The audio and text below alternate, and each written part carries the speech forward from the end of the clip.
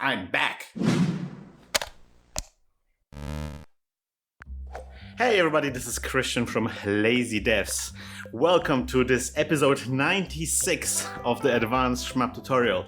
Now, over the last 3 months, I've been working on finishing the game, on creating the first playable level of our shmup. It's been a long time, but we got there eventually. And today, what I want to do is I want to talk all about how it went. Now, we're going to split this episode in 2 parts. In the first part, I'm just going to talk about, how things went, what kind of decisions I made, what kind of problems I faced, generally tell the story of how I created the game. And in the second part, we're going to get into the nitty-gritty. We're going to dig into the code. I'm going to talk about, I'm going to show you all of the small and big changes that I made over the last 3 months. Now, I have to say, an episode like this kind of weighs a little bit heavy on my soul because I promised from the beginning that, this is not going to be a tutorial where I will at some point say, and then you draw the rest of the owl kind of thing, you know that meme. And this could be considered a bit of an owl episode. But on the other hand, I don't think I need to show you exactly, how I placed each individual enemy. I don't think that's actually a lot of value for you guys, especially if it takes, another 90 episodes. I think it's a lot more valuable to talk about, the decision-making process, how I went about creating the level, the method I used to tackle this difficult task. And yeah, this is going to be a bit of a scripted episode. I recorded a bunch of diaries, but they got very, very long at some point, so I decided to kind of summarize everything that happened. Okay, so let's get started. Right after the last episode, the first thing I wanted to do is to create a blank slate. You might have noticed that there have been a lot of placeholders and little changes that accumulated over the development of the game, and everything that I had, all the enemies and all of the sprites and everything, all of that felt a little bit disjointed and chaotic. So I started by deleting all of the enemies from the level and clearing the list of all of the enemies from our enemy list. That entire enemy system works differently now anyway, so we have to rebuild it from scratch, and it's filled with placeholders anyway.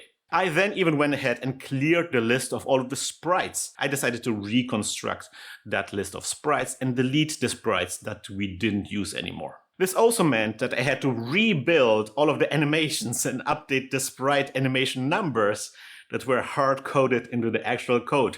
Oof. And since I was there already, I decided to also delete all of the bullet patterns as well for good measure. Of course, I made backups of everything so I can reconstruct it if I need it, but this still felt quite scary because it felt like the game made a huge setback, right? Previously I had this playable section, now I had nothing. But with this blank slate, with this Tabula Rasa, I was ready to start making the level properly. So there's actually this interesting technique in doing long creative works where it's quite often useful to start at the ending, at where you want to be at the end, and then work yourself backwards to the beginning to kind of reverse engineer the ending. So for example, when writing a movie, you might start, with the last scene first. So you know exactly where all of the characters end up. Maybe a major plot twist that happens at the end. And then you can set up everything properly by writing all of the scenes that lead up to that ending. Following a similar logic, I decided to start with the final boss fight. In our master plan, this is the part that had the most unresolved issues. Making this work would require the most significant changes to our system, and I thought it was a good idea to settle all of this at the very beginning to get all of this stuff out of the way. I also anticipated that the boss would take up a good chunk of the sprite sheet, and I wanted to reserve that space so I don't, paint myself in the corner creating other enemies. Now, we actually already did a lot of planning on this. All the way back in episode 17, we decided that the first boss fight would be a fight against a big UFO that crashed in the woods. And we even designed a crash site for it. In addition, I had this secret plan in the back of my mind, which I haven't revealed until now.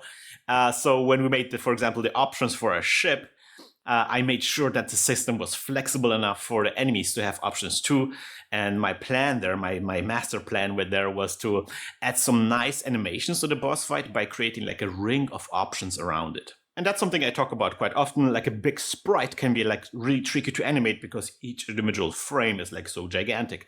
So it is very easy for a big sprite to look like a static, boss PNG cardboard cutout that just the game waves around in your face, right? I thought that adding a spinning ring of options, something that is more procedural, I thought that this would maybe make the boss sprite seem more dynamic. And the first step to get there is to figure out how big even the boss fight has to be. How many options do we need and what size are those options? How they're placed around the boss. These are all difficult things to decide, like on a piece of paper, right? So I made a quick and dirty prototype that drew a bunch of circles on top of a screenshot from the game. I could easily change the size and number of those circles by changing like a single variable. And this allowed me to eyeball the kind of overall dimensions of the boss. And then I literally took a screenshot of that prototype, I took it apart, and I put all of just the circles, sprites of circles, I put those into the sprite sheet, and the goal was then to recreate that whole setup in the game using those circles, those placeholder graphics. Now, this didn't work quite as flawlessly as I expected. I had to rethink the options system quite a bit for that. I will dig into this in the second half of the video. For now, let us put a pin in that. But once I figured out those issues, once I upgraded the option system to support this kind of animation, and once I had the boss with the options in the game, I decided to create the entire sequence when you encounter the boss. The idea was that the boss would be at first stationary on the ground, and it would be landed or maybe crashed.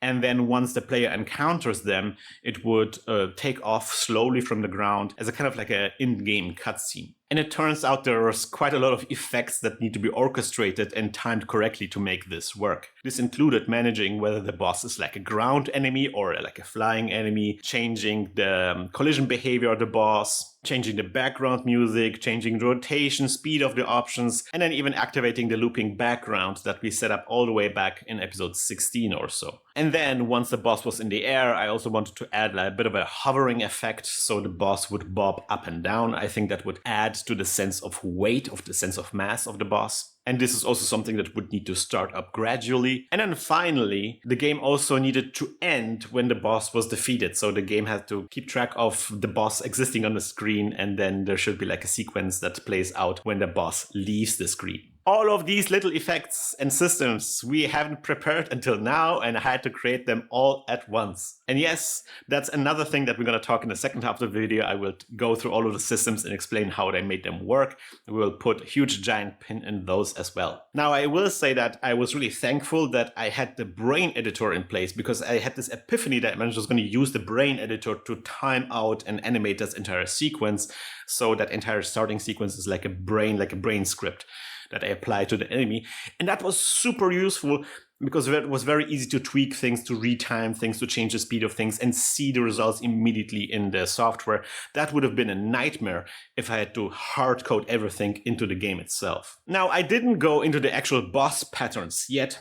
All I wanted to achieve for now was that this final encounter could play out as planned, that you could start the boss fight and then you can end the boss fight. Once that was finished, I could finally put on my pixel art artist hat and flesh out all of those boss sprites, change them from just circles into an actual sprite. And this is also where I took yet another detour and I actually designed 4 bosses. You see, the original plan, if you remember from episode 17, the original plan was that the game would span actually 3 levels, and each of those would have its own boss fight, and then the final boss fight would have 2 phases, so that's a total of 4 bosses. And I had this idea that each boss fight would be essentially the same UFO, the same enemy that you're fighting against, but it would get more and more destroyed every time you encounter it, so it would be just slightly different every time. And this was the trick that would make it all work. This would let me reuse big portions of the largest sprites from the sprite sheet. For now, I was working on just the first level,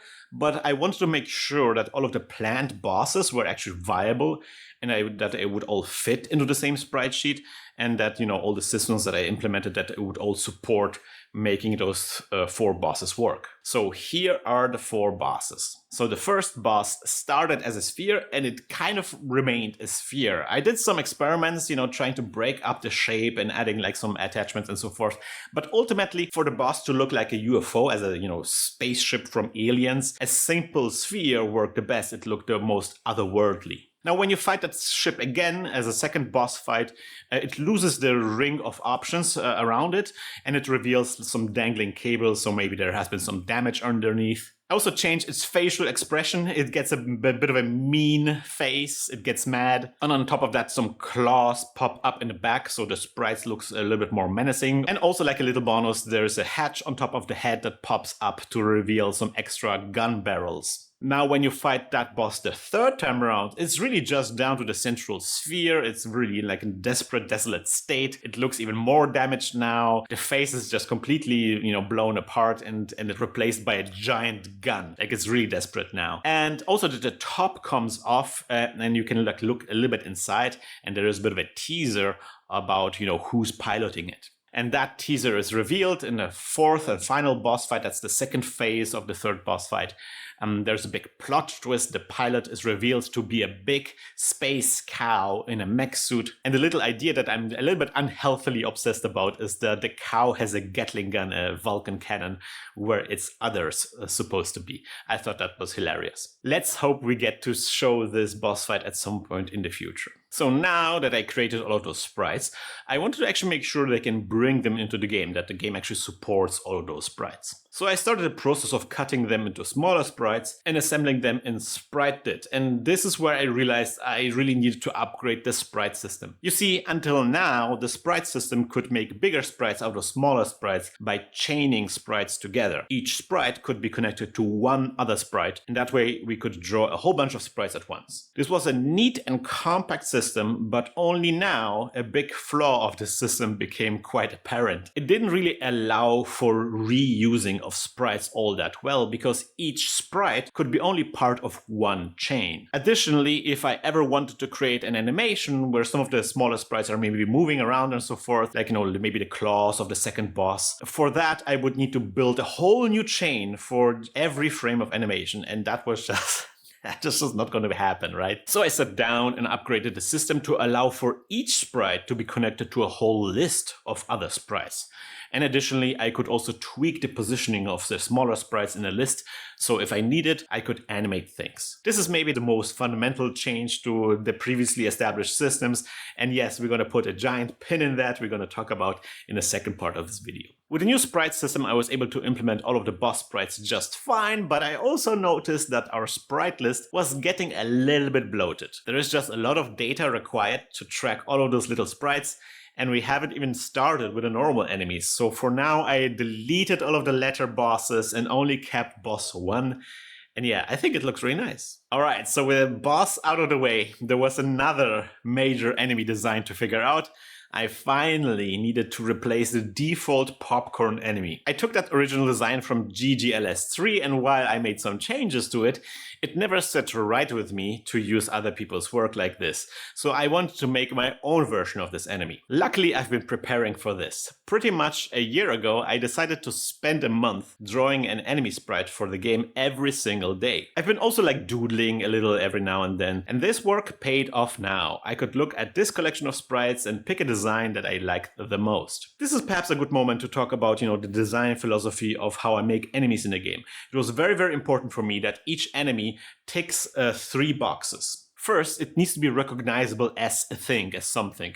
Even if it is some kind of fantastic shape, players need to be able to make sense of it. They would need to be able to name it. For example, this shape is a donut. That's good. This shape is, I don't know.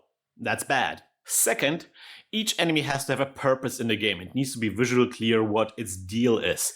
It needs to be clear whether it's a ground enemy or it's a flying enemy, how it moves, how it attacks, and so forth. Third, each enemy has to have some kind of animation. I made a whole video about it, how I think, shmups are kind of like toy boxes. A good part of why I think those games are fun is because they have those little enemies and they're moving around and doing their little things. So I wanted to animate those enemies whenever possible. Going by these 3 rules, I wanted this first enemy to be recognizable as a classic UFO, like a classic saucer UFO. And it should be clear that it's a small, agile, popcorn enemy harassment kind of thing. And I think I had some designs for that, but the designs I had didn't really allow for any kind of animation. So as a finishing touch, I added this rotating tripod legs thing to the bottom that was inspired by the placeholder enemy I took from GGLS3. And so with this first enemy finished and the last enemy finished, the boss fight enemy finished, I was finally ready to actually start making the level. Now, there is this saying that the way to eat an elephant is to take one bite at a time. And I think that's a good analogy for designing a shmup level. It's such a daunting task. There's just so much to do. It's so easy to lose track of what you're working on. It's easy to screw up the pacing. It's easy to run out of ideas, right? So my strategy was to break this huge daunting task into smaller parts, to introduce a kind of a structure. We kind of did this already back in episode 69. It was nice. We introduced these horizontal grid lines in the schedule editor according to different parts in the background music. So now I could take that entire level and divide it into smaller segments according to those grid lines. I put it all in a table. I made notes on the mood of the background music during each segment. Obviously, I want to make sure that I can see what's even on the ground during each segment. I then sat down and wrote down ideas like prompts of what should happen in every segment. The ideas didn't need to be that fleshed out at this point. Just a short phrase would be enough. Something like rapid suicide attacks with snake, chunkers stealing cows, roads of rage. As I said, creating like a big level that takes 3 minutes, that's a daunting task. But creating like a small level that is just like 10 seconds long, that's actually quite doable, especially if you have a prompt. By the way, I mentioned this in a previous episode, but I think it bears repeating. This is not a game that is a rhythm game. We are using the music to kind of like structure our level, but we are not editing it to the beat, right? In practice, the music gets out of sync with the level very quickly. This is due to kind of like Pico-8 sometimes slowing down a little bit. Also, we are using hit stops all the time. And every time we do this, the music desyncs with the background. So in reality, kind of like halfway to the level, the segments are not even aligning with the music anymore. But that's not why we're doing this. We're not doing this so the music lines up perfectly with each segment. We're doing this to establish a structure. We are doing this to establish a sense of pace, a rhythm. The secret to this approach is that the structure can be arbitrary. It doesn't really matter where it comes from. What does matter is that you apply it consistently enough for the player to kind of like get a sense of a pace, of a rhythm. And this method is something that you can apply not just to shmups, but to any kind of game. So let me walk you through the 12 segments I created. Segment 1 covers the intro of the background music. In the prototype, I had some fast-flying popcorn enemies, but I wasn't sure about them anymore. My initial plan, all the way back, was to add a pretty cloud layer in the background here, but at this point, I'm not really sure if I had the tokens for it, so I put it on the back burner for now, and we're gonna do this later. Segment 2 is very similar to the prototypes, just small groups of popcorn enemies flying in left and right. This is a classic tour plan pattern that Boghawk talks about in his Bullet Hell 101 article that I thoroughly recommend. The idea is that you can divide the screen into like vertical lanes, and you spawn the enemies in alternating lanes on the opposite of the screen to force the player to keep moving to establish a sense of flow. I think this is a pretty good intro to the game, and it works very well. Segment 3 is again something from Prototype. I introduced long snakes of enemies. Again, this is a bit of a tribute to older games. It's a tribute to similar patterns from classic shmups like Gradius. It goes, I think, all the way back to Galaga. It just looks neat. I think it's a bit of a technological flex. Compared to the Prototype, I made the body of the snake from the same sprites as the options. For the head, I came up with this design at first, but I grew tired of it over the course of the development. It looked a little bit like a pig. I didn't like it so much. So later on, I would change it to be reminiscent a little bit of the probe from the movie Oblivion. To make the head be a different sprite than the rest of the body, I had to do some changes to how the go-to script command worked. And yeah, we're gonna put another pin in that. In the prototype, this segment had a bit of a lull at the end, so this time around I made sure to add more snakes to keep the player occupied throughout the entire segment. Each snake had to be made up of one more enemy segment because with this new design there had to be more overlap between the sprites.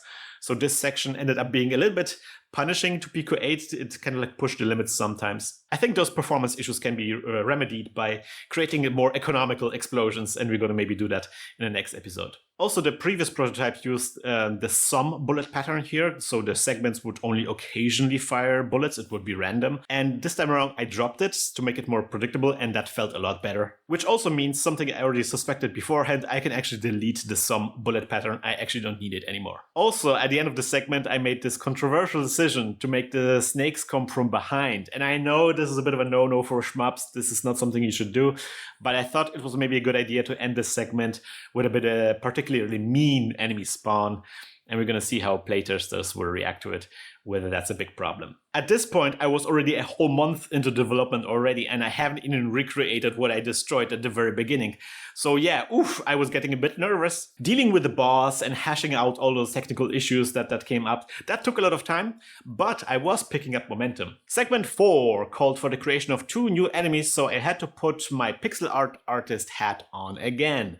The first enemy would be the default ground popcorn enemy. I had drawn these tanks before, which I did like. They kind of looked a little bit like armored UFOs with legs. So I went ahead and animated a cute crab walking cycle in sprite, and thanks to the upgraded sprite system, I was able to easily recreate that animation in a sprite editor. The tanks actually appear a little bit earlier. They appear already in segment 3 at the cliff, but I also wanted them to walk along the roads.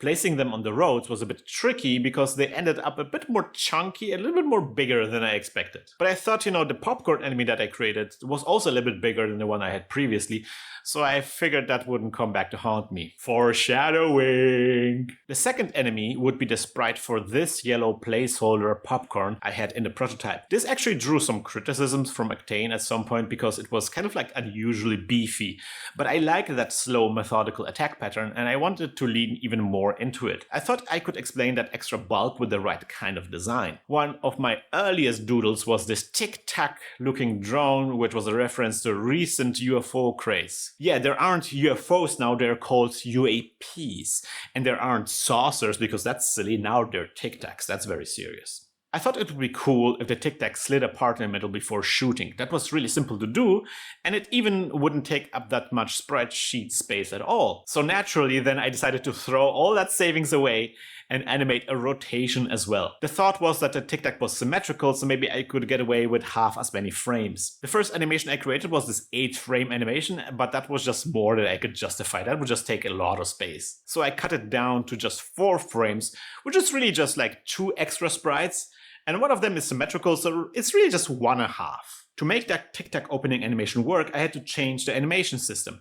I had to implement an ability to start animation from the very beginning and play it all the way to the end and hold it at the last frame instead of looping it around. That is yet another system change that we're going to put a pin in. As I said, I wanted to lean more into that specific attack pattern, so I made a lot of the tic-tacs appear at once in a large formation. The bullet patterns would lock the player in a kind of cage, which I thought was a nice change of pace. But to keep the player occupied throughout the entire segment, I had to repeat that formation one more time. I shifted the tic-tacs around for the second wave, so the spaces between the bullets are tighter, and also added some tanks and popcorn enemies to the sides that would snipe at the player to keep things a bit more interesting. Segment 5 called for the recreation of yet another sprite I had relied on so far. I took this big UFO sprite from GGLS3 as well, and I wanted to make my own version of it. This was a bit of a difficult and painful process. I ended up with something that looks a little bit like a samurai helmet.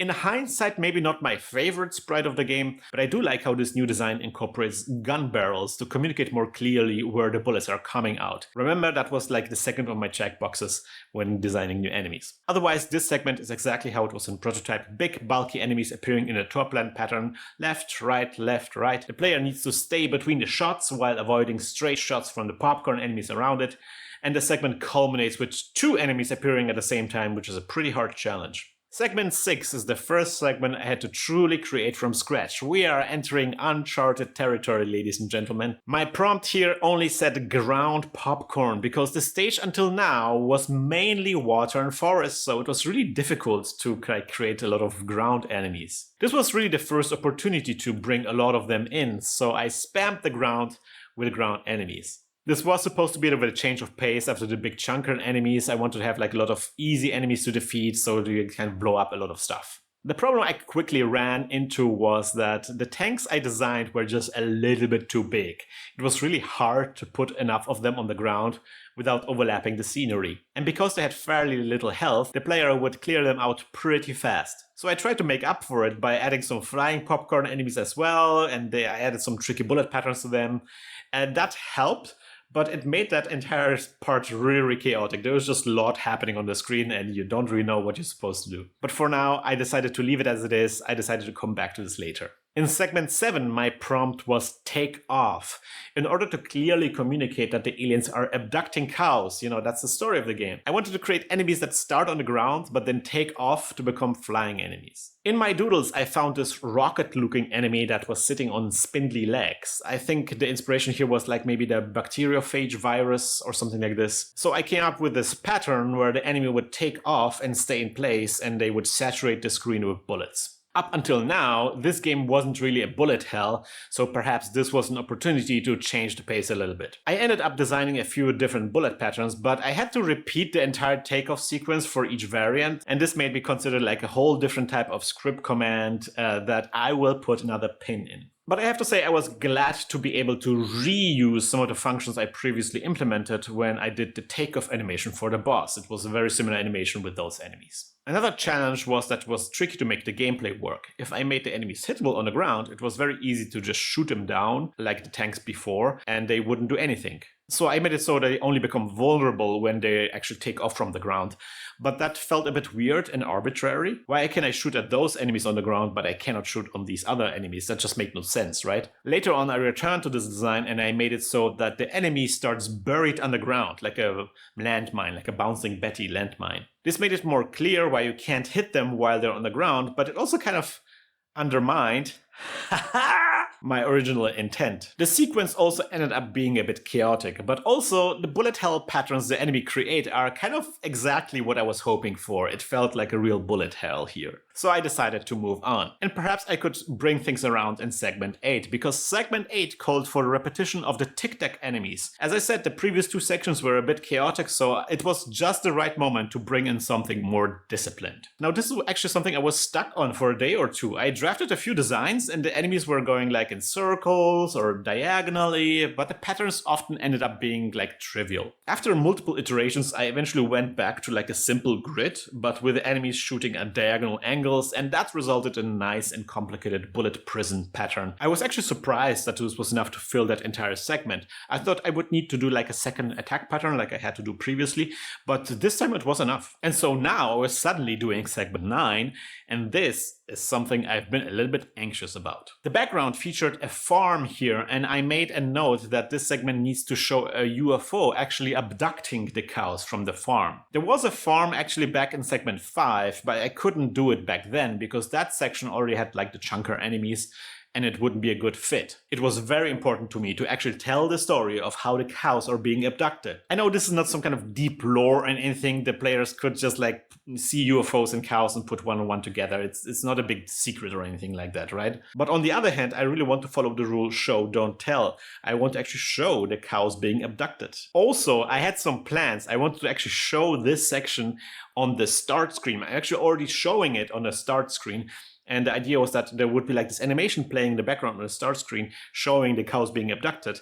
That's how the players would get introduced to the game. So there was a lot riding on this one, and I had to put on my pixel artist hat again and get started. I decided that maybe a big UFO would hover over the farm and suck up the cows in a, stereotypical beam of light. But how can I make this new UFO be yet another UFO that somehow feels different and new? I went through my earlier doodles and my eye caught this donut shape. I decided to blow it up and instantly got something I fell in love with. The hole in a donut would be just a great place to emit the beam of light from. Perhaps the actual hole is some kind of Stargate or something that teleports these cows away. Who knows? It just made sense to me. Now, making that beam effect work, that's a whole nother story. And making the UFO actually show up on the start screen, that's a surprisingly difficult thing to do. So we're going to put 2 pins in that as well. The actual attack pattern from the donut UFO was something actually I gleaned from Judgment Silver Sword. That game had a lot of really beefy enemies with alternating attack patterns, which I really like. And while implementing those attack patterns, I actually stumbled across like a lot of issues with the way bullets were spawning. Some things weren't working right, some things weren't doing the things I wanted to do. So I decided to overhaul that part of the system as well. And that's going to be the 3rd pin for this section alone. Oh, and also this ended up being the only time I used the tiny bullets, and I think I think we need to rethink the bullet designs a little bit. I think that's maybe something for next time. I spawned 2 donut enemies in this first section, so the players would need to kill the first one before the other one activates, or they would be in trouble. The fight against the donuts is really hard and easily one of the biggest challenges before the boss, but I also noticed that if you were really hardcore, you could also kill them a bit too fast, and because they are the only 2 enemies in this section, you would have nothing to do for a couple of seconds. That would be awkward. So I decided to at least add some popcorn enemies as distraction here and there. And yeah, maybe that put the fight a little bit over the edge. We need to find out in testing. As you can tell, there was a lot happening. At this point, I was already 2 months into game development. I was stressed out. I was at the edge. I was at the end of my nerves. There was just like 2 or 3 small segments left. Unfortunately, they involved a lot of ground enemies, and as I already said, I was not really happy with a big tank that I created, so I decided I would have to create a new ground enemy type that was a little bit smaller. So I put on my pixel art artist hat on and went to work. Luckily, I already had a design for a small crab tank in my doodles. It looked a little bit like a dragoon from StarCraft. I was actually already considering using it previously, and now it was time to bring it in. I fixed the perspective and I added that same walk animation that I added to the bigger tank, and it worked flawlessly. I was really happy with the way it looked once it was moving, and I only now realized that it kind of made sense if the ground enemies were a little bit smaller than the airborne vehicles, because you know, it's perspective.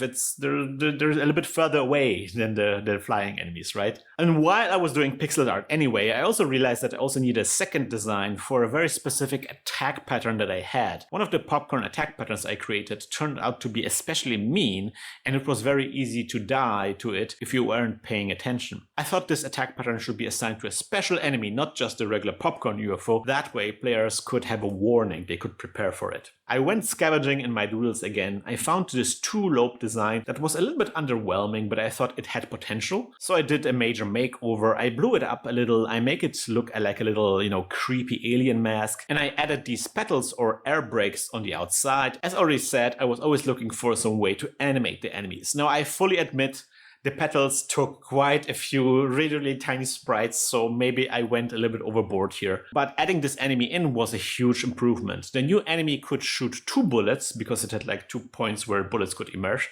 So I could simplify some of the earlier enemy formations, and the attack was way better telegraphed now. I also went back to segment 5 and segment 6 and replaced some of the big tanks with smaller ones. In total, those 2 enemies did a tremendous job to make those sections a lot more readable and less chaotic. So then I could move on with segment 10. The prompt here was just a little bit dramatic. I wrote down Roads of Rage. I wanted to fill the road with little tanks. I used the same trick I used before with the snake to spawn a whole row of enemies with a single brain script. That's way more efficient than putting down each individual tank, in the spawn editor. And the new tanks work like a charm. It worked so well, in fact, I decided to use the same pattern a little bit further up on the next road, even though that's technically already the next section. Speaking of the next segment, segment 11 said Rapid Suicide Attacks with Snake. This was one of the last segments before the boss, and I didn't want to really introduce anything particularly difficult. But I did want to finish on a high note, so I decided that this could be a good spot to release like a huge swarm of suicide enemies. And maybe have something on the side like the snake to deal with. This was good because until now, I haven't even used that follow command that was causing us some headaches back then. So that was a bit of a waste. So that was at least an excuse to bring it out. I could use the popcorn enemy sprite for this swarm of enemies, but I decided to use a design from my sketches that resembled the Delta Flyer from Star Trek Voyager. I really liked that design and it worked well for a fast enemy. It's just a bummer that I couldn't come up with a simple way to animate it. But maybe that wouldn't matter for like a huge swarm of them. Defending against the attack isn't really hard, but it feels appropriately intense at the very end of the level. I sprinkled in some harassment enemies. As I said, initially I want to have a snake, but I thought maybe that would overwhelm the game even harder. So I decided to go with a simple chunker to throw the players a bit of a curveball. Nothing too dramatic. Now there's a second road that appears in this section. As I already said, I put some tank enemies on this, and that actually was a pretty good bookend to the level. So I kind of already had that last segment, segment 12, in the bank as well. I just added a few stray popcorn enemies to bridge the gap between the road and the boss fight, and we were basically done. Well, we were done with everything except, of course, the boss attack patterns. So I decided that I would design 6 attack patterns, and then I would pick the 3 best ones and use those for the boss fight. I first made this classic bullet hell spiral. That was just something I had to get out of my system. I think you need to start with something, right? The second pattern was this snake patterns where the boss would create a lane that the players had to follow. I sprinkled in some aimed shots to keep the players on their toes. I think that was interesting. The third pattern had the boss stay in the center of the screen and shoot out this huge, slow spiral pattern. It was a bit of a flex of the bullet pattern system. And the idea here was that the player was required to circle all around the boss, and that was kind of like a nice challenge. Now, I had the advice from the interview with System Erasure in my head all this time. What they said is that the boss shouldn't be just a glorified turret, and that last pattern was just a little bit too static. So for the next patterns, I made sure that the boss was flying around on the screen and doing things, right? So pattern 4 was a bit of a throwback to Cherry Bomb. I recreated that pattern where the boss swoops towards the player and they leave behind a row of bullets that hinder movement. Pattern 5 was a bit more static once again. It was a stab at another classic spiral. This time around I clumped the bullets into arcs that required the players to weave back and forth. This felt really nice, but yeah, it was a bit of a glorified turret once again. So pattern 6 had the boss to try to ram the player by doing these sharp diagonal attacks, and in addition to that even fires like these wide aimed burst attacks, and it's actually super mean to deal with this. It requires the player to actually misdirect the big bursts to even have a chance. It's a very mean pattern, the very spicy pattern that I liked a lot. I tested all of the patterns and I decided for pattern 5, 4, and 6. This gave me 1 turret pattern and 2 more dynamic ones. No surprise that the latter patterns would be actually better. I made myself design so many patterns in the first place because I was sure that I would learn as I go. So once I had the patterns, I triggered the patterns one by one in a master script, and that master script would loop through the sequence twice, and afterwards the boss would fly away. That would be kind of like the time out of the boss. One thing I hadn't added until now was the final explosion of the boss if you managed to defeat it. So yeah, I had to hack in a few effects to make that work, and we're gonna put in another pin in that as well. I also realized that the scoring system wouldn't do much during the boss fight, so I made it so that hitting the boss would make the star counter tick up. That way you could still do some scoring during the boss fight. And finally, I went back over the level and replaced some of the more big tanks with smaller ones where appropriate. I added the Roads of Rage, script to an earlier road in segment 6 to get even more enemies on the ground. And that means I finally had a playable level. Yes! All that was left to do is to clean up the start menu a little bit. And oh yeah, I settled for a name. I want to call the game Cattle Crisis. This is actually a bit of a wordplay. It's mad cow disease, but in French. I think in French it's called La crise de la vache folle. Excuse my French. I haven't figured out how to do like the logo and everything yet, but we're gonna leave that for the next test. Oh yeah, one last minute gameplay change. I made it so that when you get hit while in hyper mode, you just lose the hyper. You don't actually lose a life. That felt a little bit more forgiving. And as a cherry on top, I also added a small function that tracks where the players have died. So when you die, it writes the coordinates and the scroll value into a text file, and I thought I might collect some data on the difficulty spikes that way. There is one last technical challenge. I actually had to squeeze everything into one single Pico-8 card. I still had around 1,000 tokens left, but with all of the sprite and level data, I was just above the compressed size limit at this point. That's actually already happened throughout development a couple of times. I had a couple of scares, but these were just like mistakes that I did that flooded the game with a lot of data. But this time it was for real. I was actually above the compressed size limit. There is a solution for that. And yes, we're going to put the final pin in that as well. I want to wrap up this section with some thoughts about the entire process. 3 months is a really long time to build just roughly above 3 minutes of gameplay, right? But looking back on it now, it becomes obvious why it took such a long time. As you might have noticed, I couldn't just design the entire level all the way through. I had to stop at every single second and change hats to design enemies or to do some major changes to the code. Every time you do the head change like this, it takes a big toll. You lose time and you lose momentum. It is incredibly inefficient, and you can tell because once I designed the last two enemies, everything went very, very fast because I had all the elements I needed to actually design the level. Also, I think at this point I need to clarify, I wasn't working on this full time, right? There was other things happening in those 3 months. I released like the video interview that you saw on the channel. I taught 2 university courses. I was sick for like a solid 2 weeks. I celebrated Christmas with my family. There was a lot of distractions in those 3 months, okay? But something that really helped me through this process, that helped me to keep track of what I was working on, was the structure I set up, where I split the level into smaller segments and I gave a prompt to each segment. I have no idea if other shmups are made like this. I guess everybody has their own process. But that makes me actually remember an advice I got from my professors when I was studying design. And that is that, the details of your process aren't really that important. What's most important, that you have any kind of process at all, that you're thinking about the process by which you're designing the thing that you're designing. This was my process, and it helped me a great deal and helped me get back on track despite the constant distractions. So yes, here we are. We have the first test version of the first level. I sent out this version to selected shmup players that I knew and to the small circle of my coffee supporters. The idea here is that, the most glaring issues will become apparent right away, and we can fix them first, and then we can do a second round of testing that will be more open, more public. If you want to participate in that second round of testing, then I would suggest you join us on the Discord. I will post the details on how to get involved on the Discord. And if you can't wait that long, if you really, really have to play the game right now, today, then the best way to do that is to check out the coffee page. And for all of you Pico-8 sickos who have been following the programming of this project, hi! See you after the break. And with after the break, I mean on the next video, because this video got a little bit too long. I want to put everything into one video, but it's just like, there's a lot to talk about. So I want to wrap up this video with a huge shout out and a warm thank you to all of the people who have been supporting this project on coffee.com. If you want to support this project as well, coffee.com/lazydevs is the address to visit. Now, something I haven't actually shown you is the final game. So I will show you the footage of the first prototype while the credits are rolling. Let's go.